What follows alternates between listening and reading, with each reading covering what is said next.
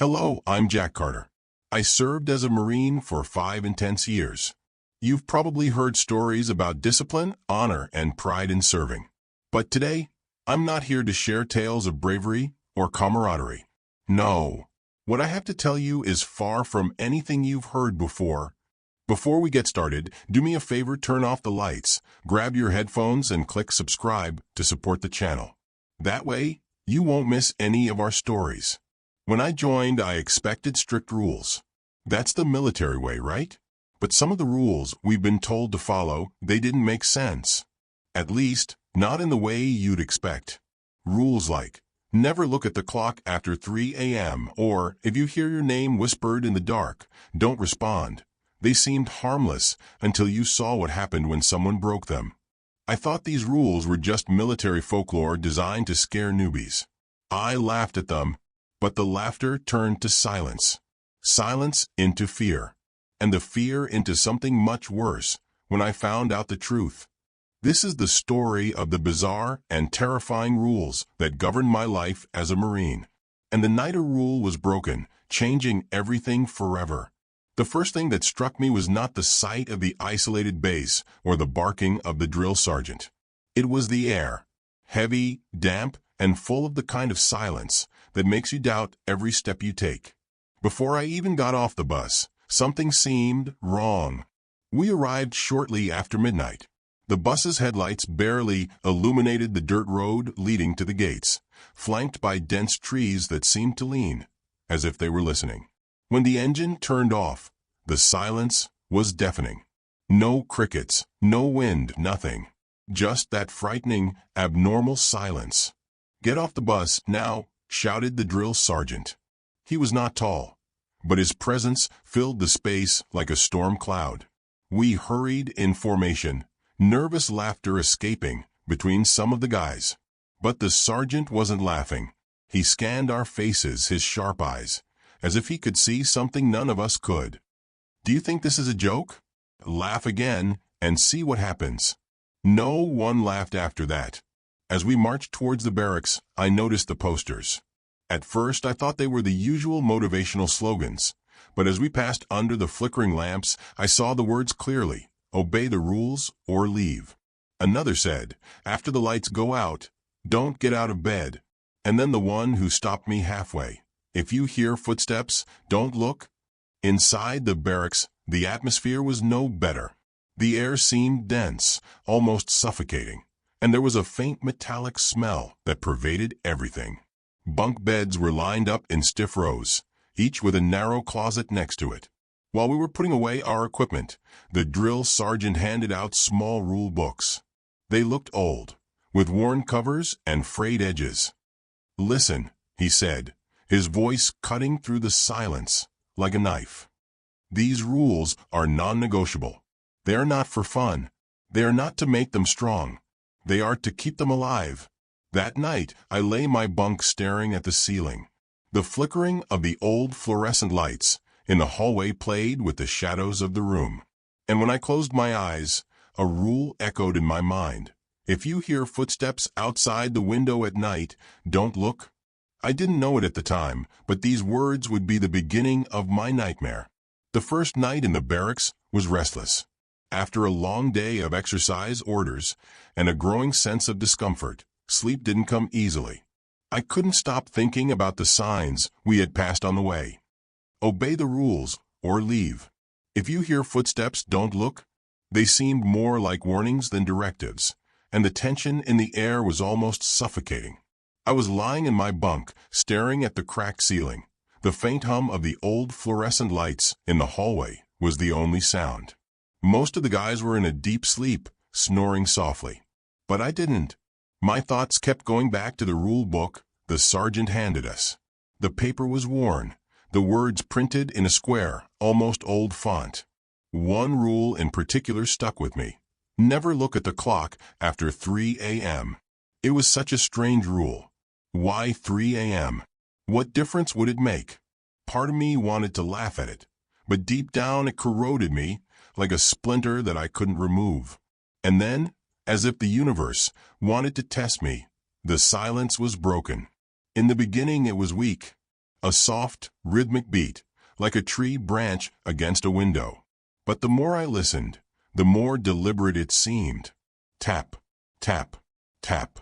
It came from the other side of the lodge, near Jenkins' bunk.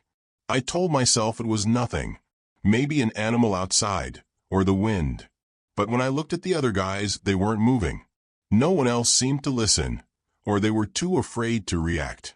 Then it stopped. The beats were replaced by something worse. Footsteps. Slow, deliberate, and impossibly heavy, like boots on hard wood. But that couldn't be right. The floor was concrete. The sound didn't make sense, but it was getting closer. I froze, my breath caught in my throat. The rule flashed in my mind. If you hear footsteps outside your window, don't look. But they weren't out there. They were inside, moving around the barracks. I turned my head enough to take a look at Jenkins' bunk. His bed was empty. My heart raced as the steps got louder, stopping right next to my bunk. The air became cold, and I could feel something. A presence. My instinct screamed for me to look, to see who or what was there. But the words in the rulebook burned in my mind. Don't look. So I clenched my fists, squinted my eyes, and didn't move a muscle. Minutes passed, or maybe hours. I lost track of time until exhaustion finally led me to a restless sleep. When I woke up, the barracks were eerily silent. The sun was just beginning to rise, casting long shadows across the room. Jenkins' bed was still empty, but no one mentioned it during the call. Neither the sergeant nor the other recruits. It was as if he had never been there. After the call, I took one of the older guys aside and whispered, "Where's Jenkins?" He didn't even look at me when he replied.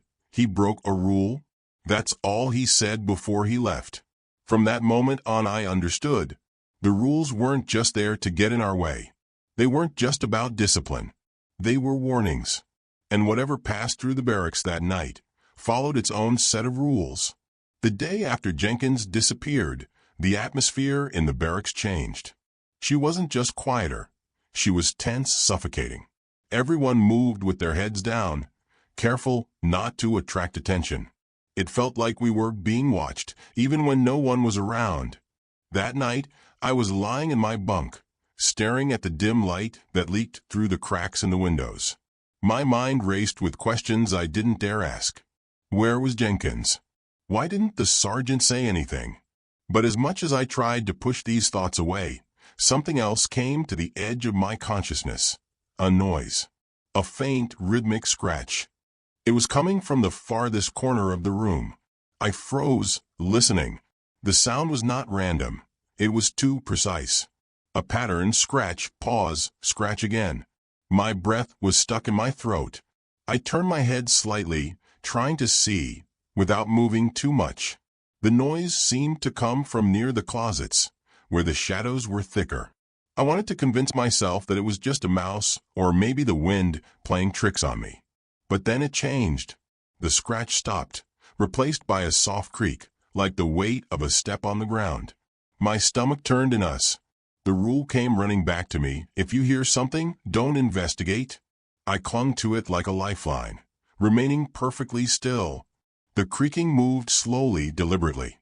I couldn't tell where it came from anymore. It seemed to echo off the walls. My eyes darted to the bunk in front of me. Another recruit, Daniels, was awake, his eyes wide, staring at me. He had heard it too. The sound stopped. We both froze, listening to the silence that followed. I thought it was over until I saw Daniel's face turn pale. He muttered one word: window. Against all the instincts that screamed for me to stay still, my eyes turned to the window. The blinds rattled gently, but not because of the wind. The movement was very measured, very intentional.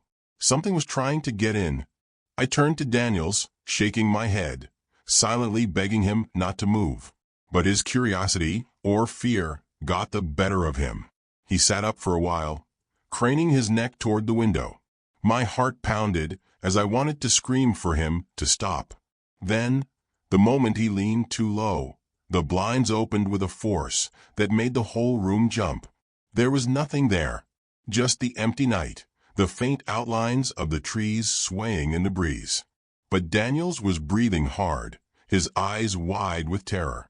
He returned to his bunk, pulling the covers over his head. The shutters remained open for the rest of the night. The next morning, Daniels wasn't on the call. His bed was made, his belongings untouched, but he was gone. No one asked questions. No one dared. And I knew then, beyond a shadow of a doubt, that the sounds at night were not accidents. They were something else, something that punished anyone who didn't follow the rules. The barracks was not the only place where the rules had power. There was one part of the base that we all avoided, a low, windowless building at the opposite end of the training ground. We called it the Gray Room, although no one knew why. It was not listed on any map, and the drill sergeants never mentioned it. But the rule was clear: do not enter the gray building under any circumstances. At first we thought it was a supply depot or maybe a depot. But the more we stayed at the base, the more obvious it became that it was something completely different. Even the older recruits kept their distance, their faces hardening whenever someone mentioned the subject. Once, during a morning jog, I caught the sergeant looking at him. His jaw was tense, his eyes pulling away as if he didn't want to recognize it. Whatever was there, even he was afraid. One night, after the lights went out, the whispers started again. This time, they didn't come from the windows or the walls. They were weak, almost imperceptible, coming from somewhere outside the barracks. I couldn't understand the words, but the tone was unmistakable. They were calling. Not for me, but for someone. That someone was Harris, a skinny recruit who slept a few bunks below me. I didn't notice it at first, but when I heard the soft creak of a mattress and saw him sitting up, I knew something was wrong. His face was pale, his eyes wide as he stared at the door. "Harris," I whispered. "Go back to bed." But he did not answer. He stood up slowly, as if in a trance, and began to walk towards the exit. I wanted to stop him. I wanted to scream, grab his arm and pull him back. But the rulebook flashed in my mind. Don't interfere with those who are called. It didn't make sense then, but I didn't dare disobey. I watched him open the door and enter the darkness. The whispers stopped. The next morning, Harris was gone. His bunk was empty, his closet empty. It was as if he had never been there. But what scared me most wasn't his disappearance. It was the footprints. Leading from the barracks to the Gray Room, there was a single trail of muddy footprints. The door to the building was tightly closed, but the footprints stopped right in front of it, as if they had been absorbed by the concrete. That day, I made a decision. Whatever was going on at this base, whatever had taken Jenkins, Daniels, and now Harris, it was connected to that room. The rule told us to stay out, but the rules are made to prevent people from knowing the truth. And I needed answers. That night, after the lights went out, I waited until the barracks were silent. My heart pounded as I crawled out of bed, each step feeling heavier than the last. I wasn't sure what I expected to find, but when I stepped into the cold night air, I knew there was no turning back. The Gray Room appeared ahead, its shadow swallowing the faint moonlight. The door was not locked. She creaked as she opened it, as if she was waiting for me.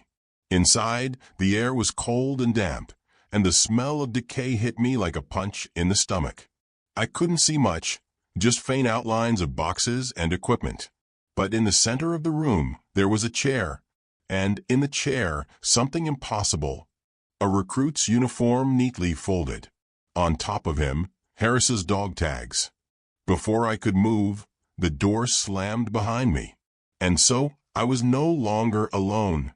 The door slammed so hard that the whole room seemed to shake. My breath caught in my throat, and I turned around, pressing my back against the cold, damp wall. The Gray Room was pitch black now, the faint moonlight outside completely swallowed up. I wasn't sure what was worse, the silence or the feeling that something was in the room with me. I looked for my flashlight, my hands shaking. When I turned it on, the narrow beam cut through the darkness, landing on the chair in the center of the room. The uniform and identification tags were gone. My heart pounded as I swirled the light, scanning the room for any sign of movement. But the room was empty.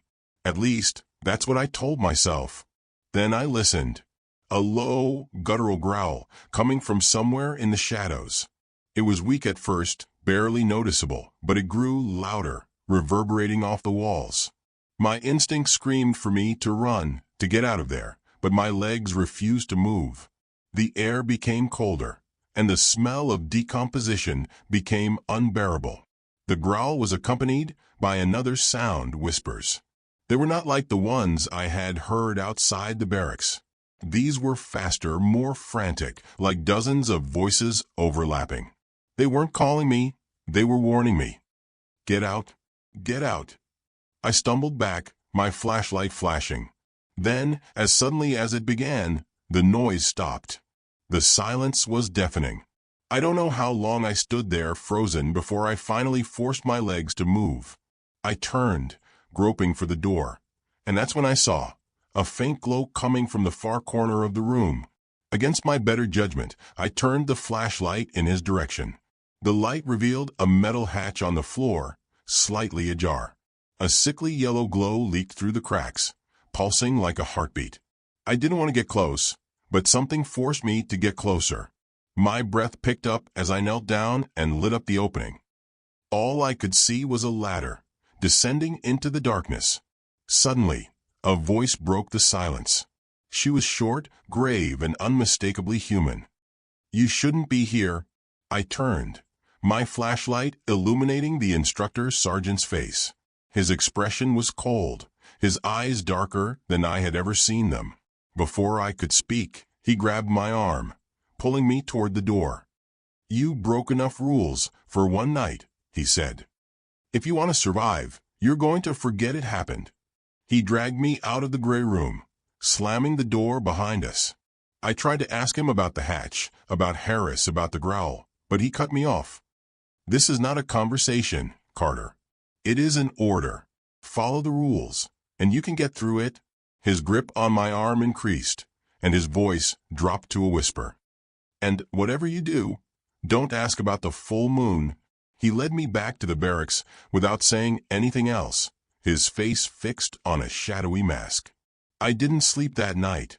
I couldn't stop thinking about the hatch, the glow, and the growl. And in the sergeant's final warning, it didn't make sense at the time. But a week later, the full moon rose, and I finally understood. It started with the sirens. A low, sad wail that echoed through the base, shaking us out of our bunks. I stood up, my heart racing, as red lights began to flicker through the cracks in the windows. The sound was disorienting, almost hypnotic, and for a moment I couldn't think straight. Then the instructor sergeant's voice echoed through the intercom. Moonrise protocol in effect. All recruits follow the lockdown procedures immediately. Lockdown? No one mentioned this during the training. My mind raced as the barracks erupted in chaos. The guys were staggering out of their bunks, some screaming, others frozen in place.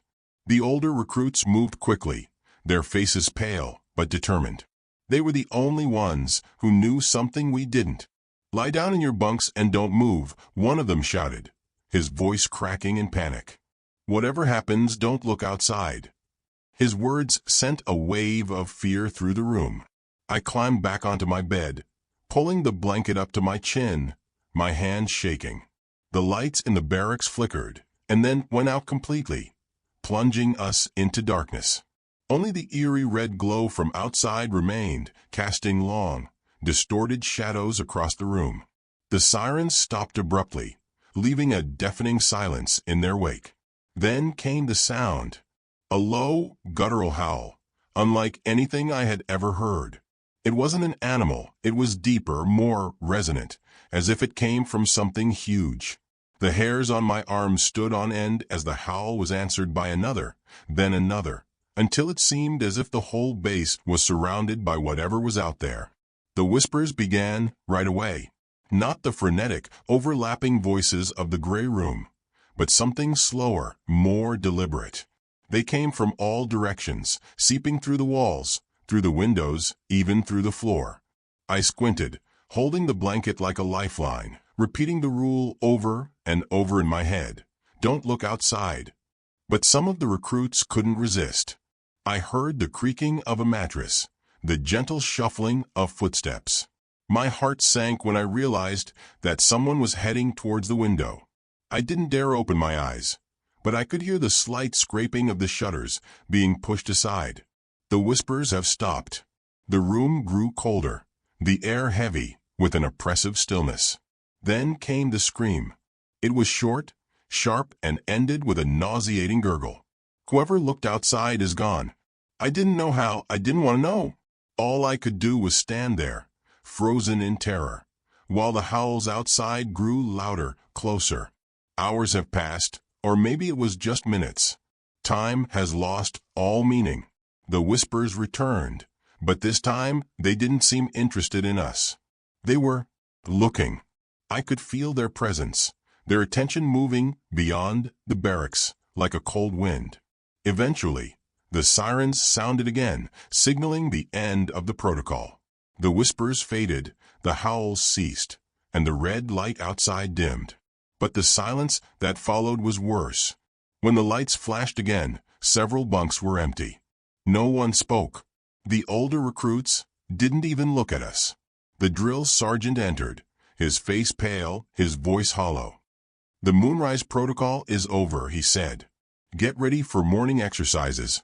That was it. No explanation, no questions allowed. Just another day in this nightmare. But I couldn't stop thinking about what I'd heard, and what the sergeant had said back in the gray room. Don't ask about the full moon. Whatever was out there, it wasn't over.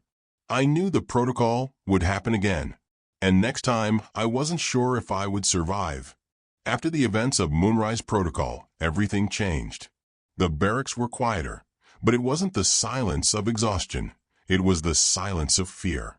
Even the older recruits, who had seemed untouchable before, avoided eye contact and spoke in a low tone. It was as if we were all balancing on the edge of a knife, waiting for the next slip to cut us. And then I learned about another rule, one that seemed even stranger than the others. Never ask the same question twice. It didn't make sense at first. Why would this be a rule? But after what I had seen, I wasn't about to question it openly. Still, curiosity has a way of eating away at you, especially in a place like that. The tension was suffocating, and the rules were all we had to hold on to. Breaking one could mean your life. But why this? Why was asking something twice so dangerous? The answer came during a night exercise. We were awakened suddenly, hurried to formation under the cold, pale moonlight. The drill sergeant paced back and forth, his voice piercing as he shouted orders. I was exhausted, my mind still clouded from lack of sleep, and I found myself struggling to keep up. "What's the point?" I whispered to the guy next to me, Reed. He gave me a look, but didn't answer, his eyes fixed on the sergeant. Frustrated, I whispered again, a little louder this time. "Reed, what's the point?" He turned to me slowly, his face pale, his expression unreadable. "You just broke the rule," he muttered under his breath. My stomach dropped. I didn't even realize what I had done until the sergeant's voice echoed through the night. "Carter." Front and center. I stumbled forward, my legs felt like lead. The other recruits walked away as I approached the sergeant. His face was illegible, but his eyes burned with something between anger and fear. "Do you understand what you did?" he asked. His voice was low now, almost a whisper. I shook my head, too afraid to speak. He didn't scream. He didn't punish me in front of others. Instead, he leaned in close and said something I'll never forget. "When you ask the same question twice, you're not the one they answer." Before I could process his words, the wind picked up around us. It was unnatural. It was sharp, and filled with a faint, almost imperceptible whisper. My skin crawled when I realized that the sound was not coming from the trees. It came from behind me. "Don't turn around," the sergeant hissed. "Go back to the formation and say no more." I obeyed, but every muscle in my body screamed at me to run. I could feel something behind me, something cold and heavy, like a shadow pressed against my back. The whispers got louder, overlapping, almost frantic, but I didn't dare move.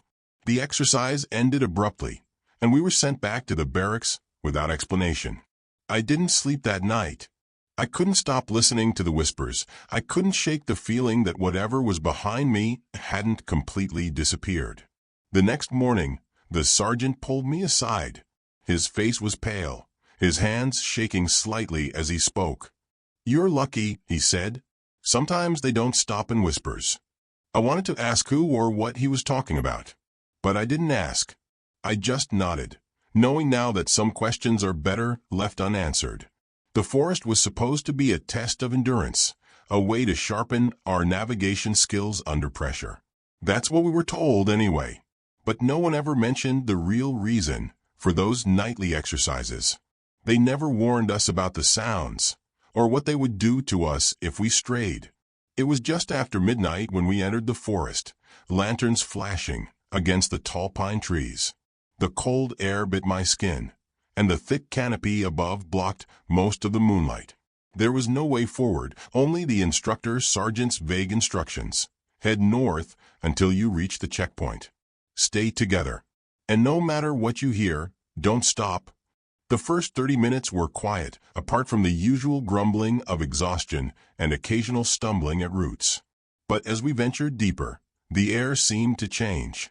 The sounds of the forest, rustling leaves, chirping crickets, disappeared, leaving an oppressive, abnormal silence. My lantern seemed weak against the encroaching darkness, and each step felt heavier than the last. Then the first scream broke the silence. It came from somewhere ahead, a sharp wail that sent a shiver down my spine. We froze, the beam of my flashlight flickering in my hand. It didn't look human, not entirely. It was too long, too distorted, like something was trying to imitate a person and failing. My heart pounded as I turned to the others, but their faces were as pale and uncertain as mine. "Keep walking," the drill sergeant shouted, his voice cutting through the tension. But there was something in his tone, a sharp edge of fear that he couldn't hide. We obey, advancing cautiously, our shallow and rapid breaths. I tried to concentrate on the compass in my hand, but the scream repeatedly played in my mind, getting louder with each step. The second cry came from behind us. It was closer this time, more guttural, almost animalistic. I turned around, illuminating the trees with my flashlight, but there was nothing there. Only shadows and the slight rustling of the leaves. The group closed ranks. Our movements were now more hurried, but the sergeant remained calm, or at least pretended. "Eyes forward," he said. "Stay in formation. Don't be left behind." But the forest wasn't letting us go so easily. The screams became more frequent, more desperate, as if something was surrounding us, hunting us. My pulse quickened as I noticed a movement in the corner of my eye, a shadow shooting through the trees, too fast and too big to be human. My mouth became dry, but I kept my head down, focusing on the backs of the recruits in front of me. Then came the voice, weak at first, almost inaudible over the rustle of leaves underfoot. "Help, please." She was trembling, weak, and unmistakably human. My stomach turned. Someone was outside.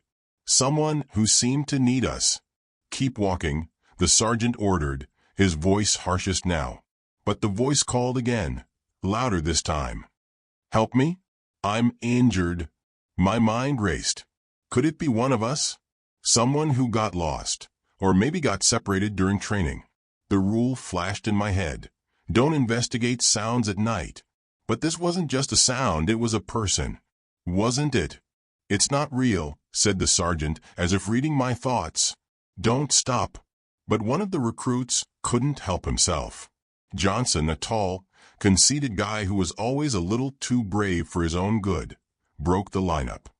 "What if it's someone who needs help?" he snapped, and before the sergeant could stop him, he was running toward the voice, his flashlight swinging in the darkness. "Johnson, stop!" the sergeant shouted, but it was too late. Johnson disappeared into the trees, his footsteps fading quickly. The rest of us frozen, holding our breath, waiting for him to come back. But he did not return. Instead, the forest was silent again, until his cry tore through the night. It was short, sharp, and cut so abruptly that it left a painful void in its place. The sergeant did not wait. "Move," he shouted, pushing us forward. We ran, our lanterns swaying wildly, the trees blurring around us as the screams behind us grew weaker.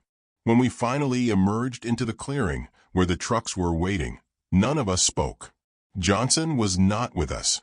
The sergeant did not acknowledge his absence, and no one dared to ask. That night, as I lay in my bunk, I couldn't stop going over the events in my head. The screams, the voice, the shadow I had seen in the trees. And the last glimpse I had as we came out of the woods, something pale and twisted standing at the edge of the clearing, watching us. Whatever it was, it hadn't followed us out. Not yet. After that night in the woods, the barracks seemed even less like a refuge. The shadows seemed deeper, the air colder, and the rules, those weird, inflexible rules, became the only thing that kept us grounded. But one rule, in particular, started to haunt me. Always count on an extra person during the night call. At first, it looked like a printing error, something left over from an older version of the rulebook. But as the days went by, I realized that no one questioned it. During the roll call, the drill sergeant always counted one more number than the trainee recruits. None of the older recruits ever commented on it, and no one dared to ask why. It wasn't until a few nights after the incident in the woods that I finally realized. We were lined up outside the barracks under the pale glow of the moon, the cold cutting through our thin uniforms. The sergeant walked slowly down the line, his eyes scanning each of us as he counted aloud. 28, 29, 30. He paused in front of me, his gaze lingering for a moment before moving on. But there were only 29 of us. I swallowed, my throat dry as I looked at the line. Everyone was accounted for, everyone who should have been there. But the sergeant did not hesitate. 30. Dismissed, he shouted, and we returned to the barracks without saying a word. That night, I couldn't sleep. My mind kept replaying the moment the sergeant reached 30, the way his eyes seemed to look at something just above my shoulder. I tried to tell myself that it was nothing, a deception, a trick of the light. But deep down I knew better. The next night it happened again. Call. The same pause, the same countdown. 30 recruits, when there were only 29. This time, I decided to pay more attention. As the sergeant walked down the line, I watched him carefully, my heart pounding with every step he took. When he came to the end, he didn't look at us. He looked past us, just for a second, as if someone was standing at the edge of the formation. I wanted to turn around to see what he was looking at, but something inside me held me back, the same instinct that kept me alive in the woods. Instead, I stood there, staring straight ahead, pretending not to notice the way my breath fogged the air, or the faint, cold gust that brushed the back of my neck. It was only on the third night that everything became clear. During the roll call, I felt a presence just to my left. I didn't turn my head, but I could feel it there, standing silently next to me. The air around it was colder, heavier, as if it was draining the heat from everything nearby. I clenched my fists, trying hard not to react, as the sergeant counted again. 28, 29, 30. When he dismissed us, I didn't move immediately. I waited, watching the others drag themselves back to the barracks. That's when I saw it. A faint outline, right on the edge of the line. He was not human, not entirely. Its form flickered, changing like smoke in the moonlight. And when I blinked, he was gone. Back at the barracks, I whispered to Reed, the quiet recruit who always seemed to know more than he let on. "You see it too, don't you?" I asked. He didn't answer at first, his eyes fixed on the ceiling. Finally, he nodded. "It's always been here," he said quietly. "It's part of the rules. As long as we tell him, he leaves us alone." "What if we don't?" I asked, my voice almost a whisper. Reed turned to me then, his expression colder than I had ever seen. "You don't want to know." I didn't ask again. That night, as I lay awake, I realized the truth about the rules. They were not just guidelines or warnings. They were a contract. And the extra person on the call was fulfilling his part of the agreement. As long as we followed the rules, she wouldn't break them. But the moment we slipped, she was waiting. In the weeks that followed, I became painfully aware of how the rules weren't just about discipline. They were about survival. Each day seemed to walk a tightrope, and each moment carried the weight of unseen consequences. But one rule stood out among the rest, unsettling in its simplicity. Don't touch the red tray. It seemed absurd at first. The mess hall was the only place at the base where things seemed somewhat normal. Rows of long metal desks, the hum of fluorescent lights, and the faint smell of industrial food reminded me of school cafeterias. But on a table, in the far corner of the room, was a single red tray. Always immaculate, always untouched. No one sat near her. No one even looked at her for long. It was as if the tray carried an invisible border, a line that no one dared to cross. But I couldn't understand why. What could happen if someone caught her?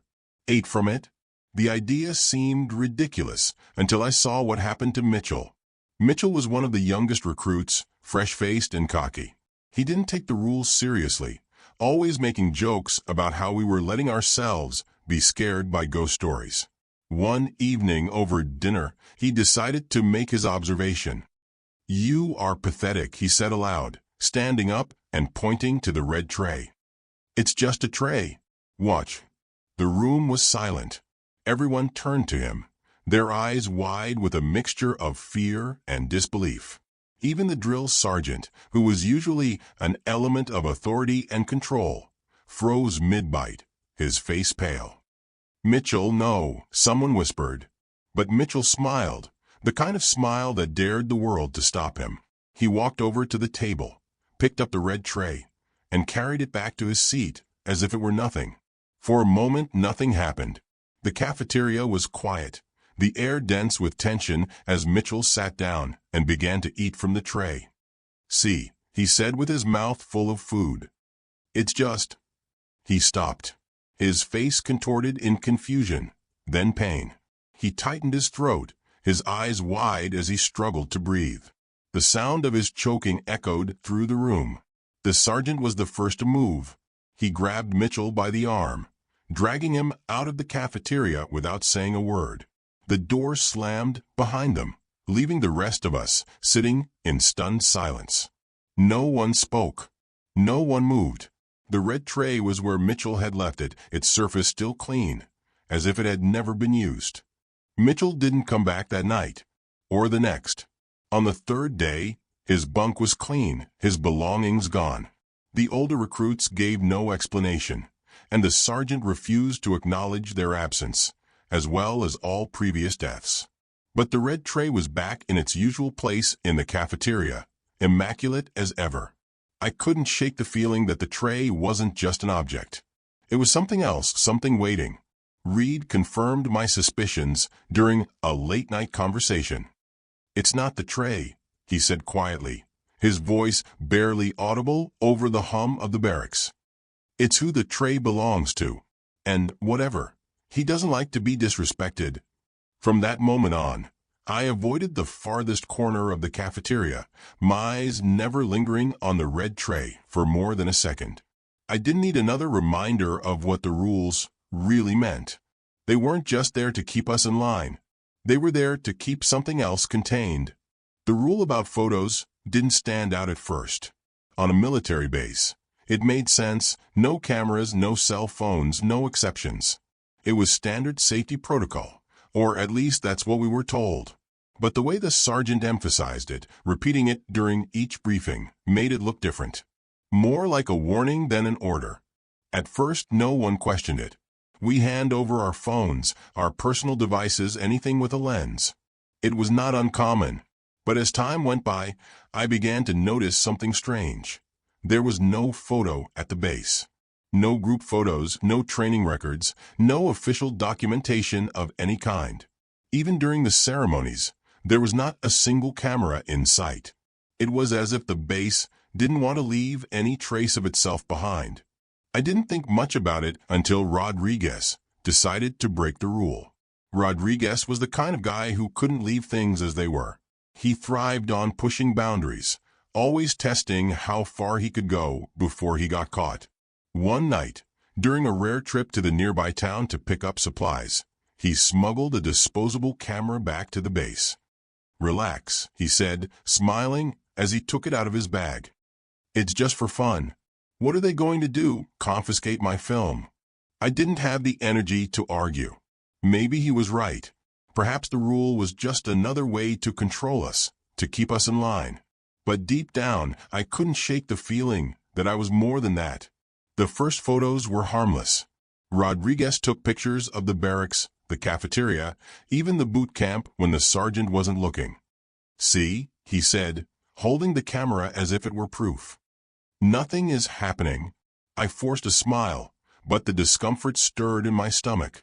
He was poking at something we didn't understand, and I had a feeling I wouldn't be quiet for long. That night, Rodriguez decided to go further. "Let's take some pictures of the forest," he said, already heading towards the door. I hesitated, my gut screaming at me to stop him. But curiosity, or perhaps the fear of being alone, led me to follow him. As we stepped into the cold night air, the silence of the base felt heavier than usual. Even the wind seemed to hold my breath. The forest loomed large, dark and hostile. Rodriguez raised the camera, her smile wavering slightly as he aimed her toward the trees. The flash fired, cutting through the shadows. For a moment, everything was at a standstill. But then the shadows moved. What happened next was fast, almost too fast to process. Another flash, another picture, and I saw it, something pale and twisted, standing just beyond the tree line. Her eyes were empty, her body shimmering like static.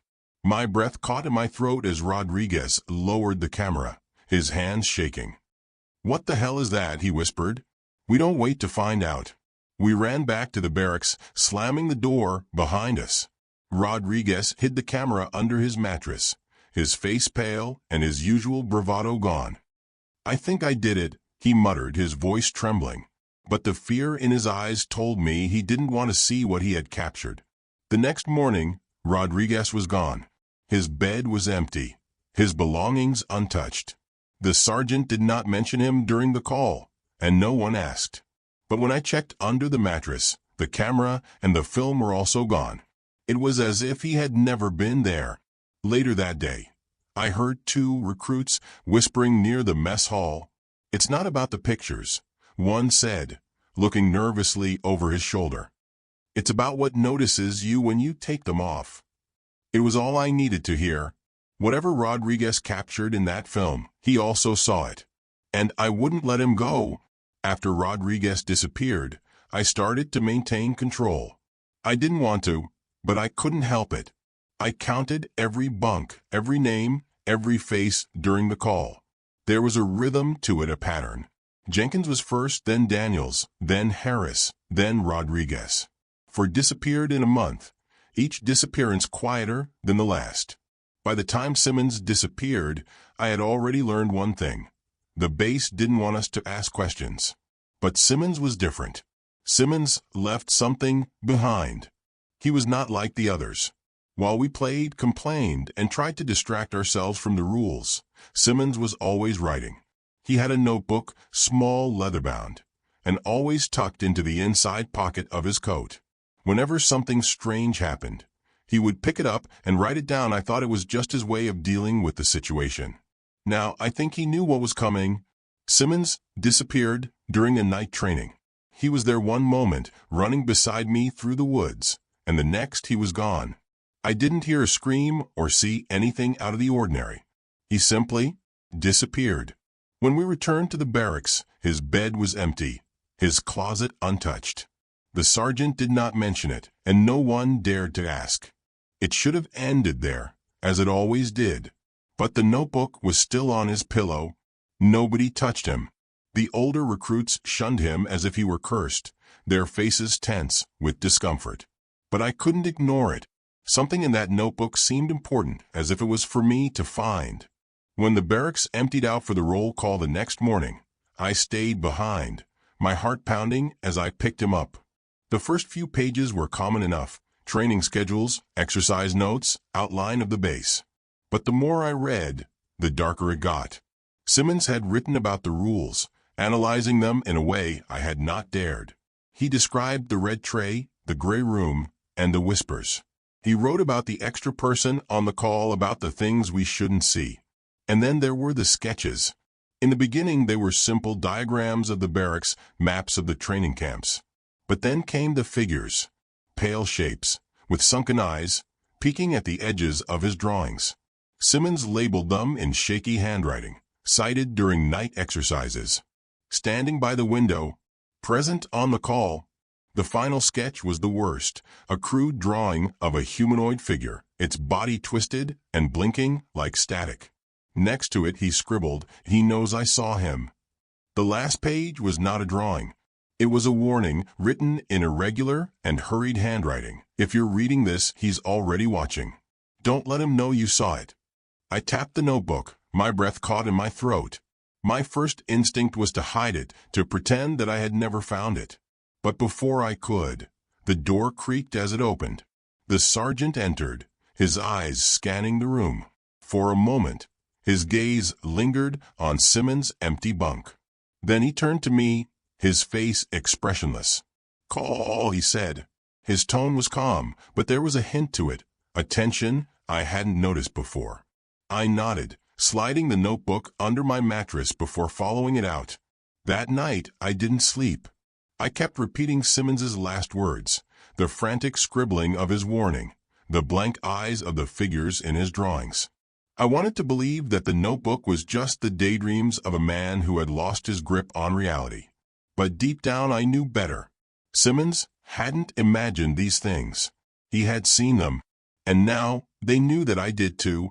After Simmons disappeared, I couldn't shake the feeling that I was next.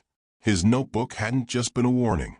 It felt like a baton being passed in a race I didn't want to run.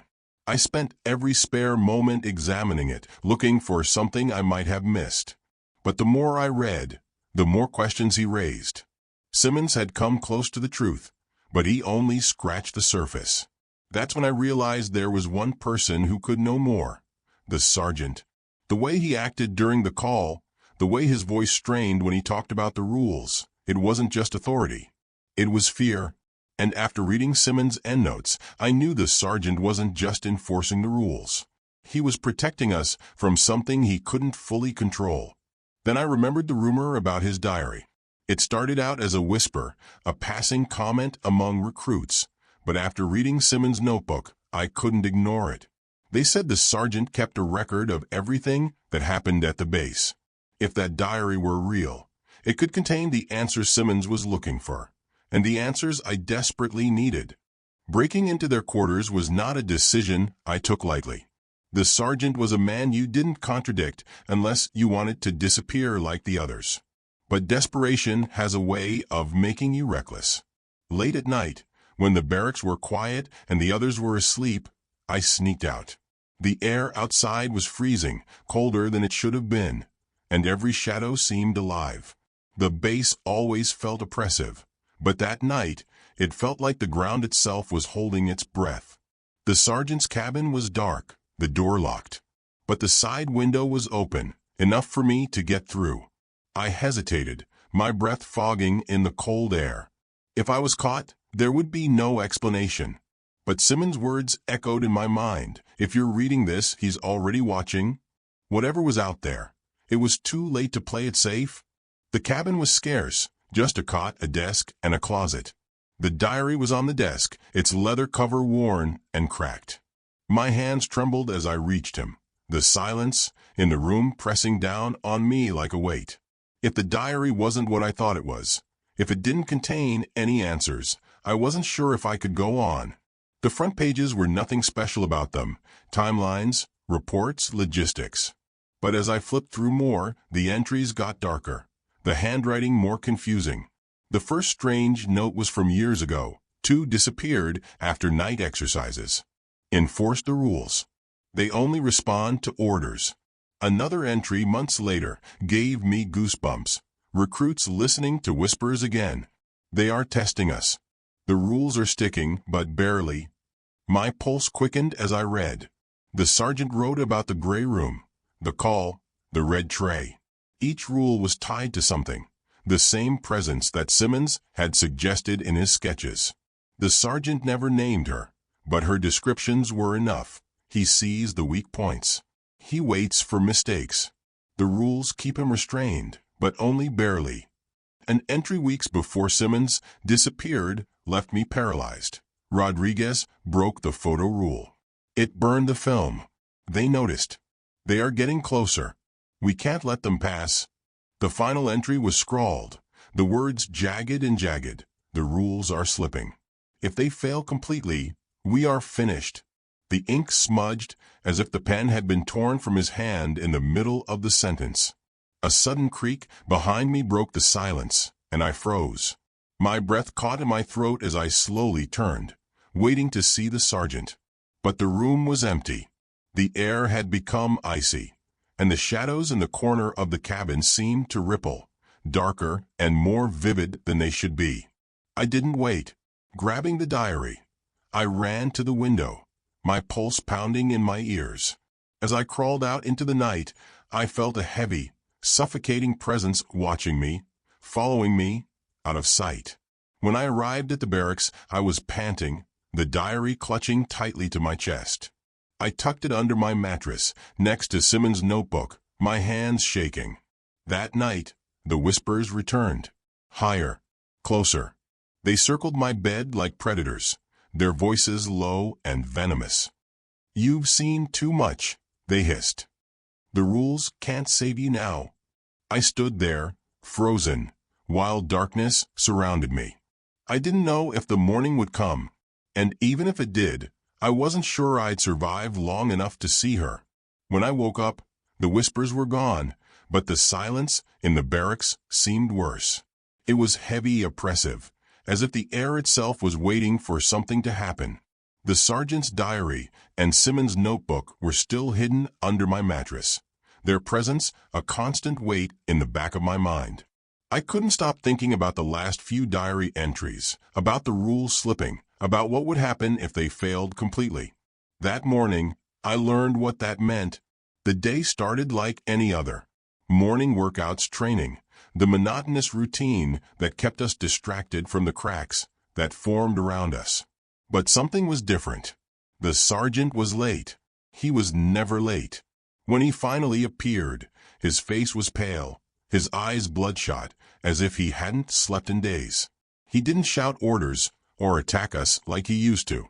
Instead, he stood there, silently, holding a clipboard so tightly that his knuckles turned white.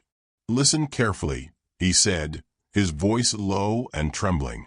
"The rules are suspended. The air around us has changed." A wave of discomfort ran through the recruits as we exchanged nervous glances. Suspended? The rules were instilled in us from the moment we arrived. They weren't just guidelines, they were life or death. And now? Was he telling us that they didn't matter anymore? It didn't make sense. Nothing about this place ever did. "What do you mean by suspended?" one of the recruits asked, his voice cracking. The sergeant's eyes turned to him, his expression grim. "It means," he said slowly, "that you are on your own. Stay in groups. Keep moving. And whatever happens, don't stop." Before anyone could ask another question, the alarms went off. Not the usual exercises or alerts, but something higher, deeper, like the wail of an animal in pain. The ground below us shook, and a low, guttural sound echoed through the base. It was a sound I had heard before during the Moonrise Protocol, but this time it was stronger. Closer. "Go!" the sergeant shouted, pulling us out of shock. "Go to the trucks. Now!" We didn't need to be sent twice. We ran, the ground shaking beneath our feet, the air filled with the deafening roar of sirens. Shadows flickered at the edges of my vision, too fast and distorted to be human. I forced myself to keep moving, my legs burning as we ran toward the vehicle yard. But as we approached the trucks, the air grew colder, heavier, and the sound of sirens faded into something worse, silence. We froze, our breaths visible in the icy air. The silence pressed down on us like a weight, and for a moment, none of us could move.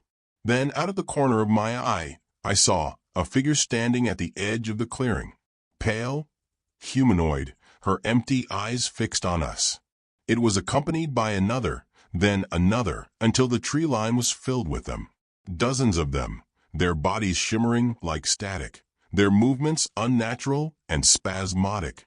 "Don't look at them," the sergeant shouted, his voice breaking. "Keep your heads down and walk." But it was too late.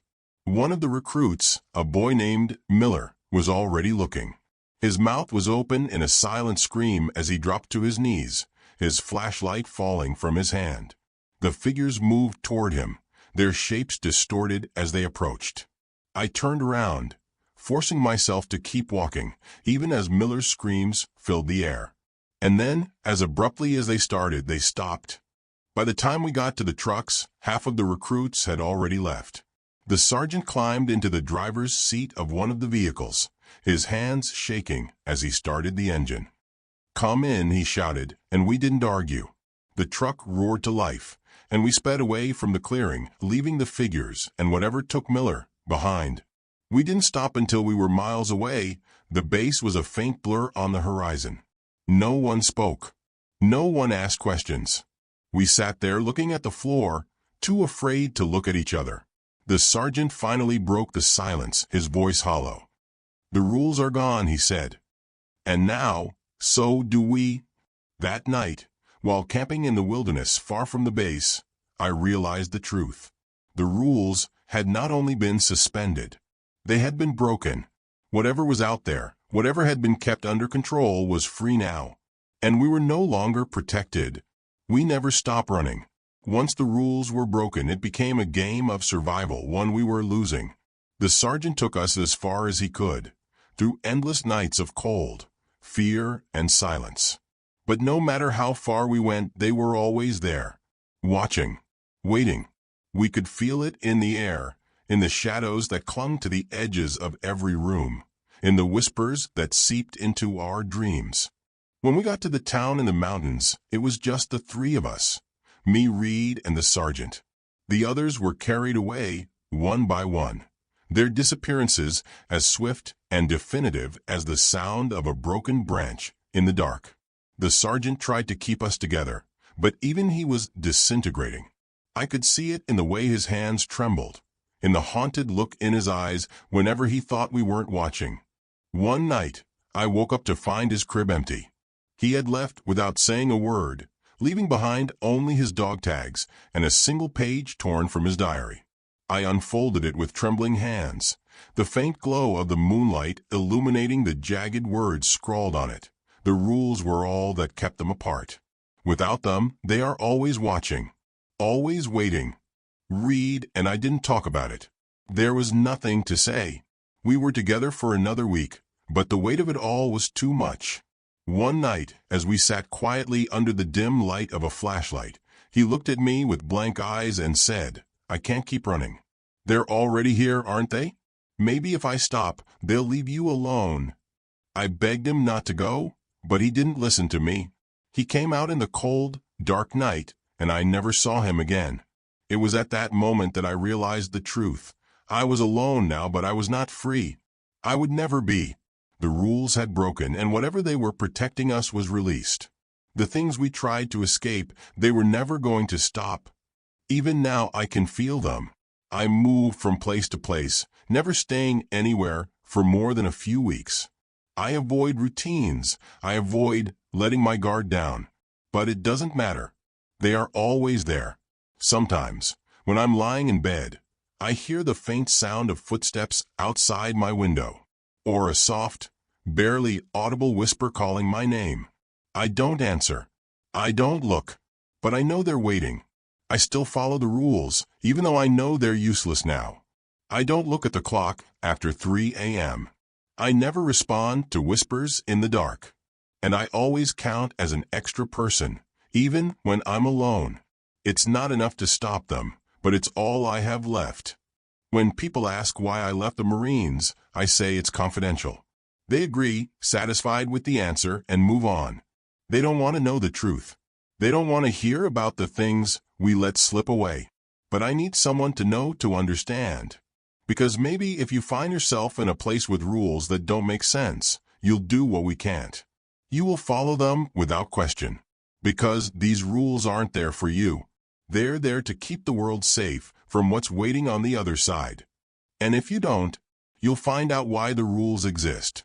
Just like we did. Don't forget to like this video. Subscribe to the channel and hit the notification bell so you never miss other stories like this again. And one last thing, follow the rules. You never know what might happen if you don't.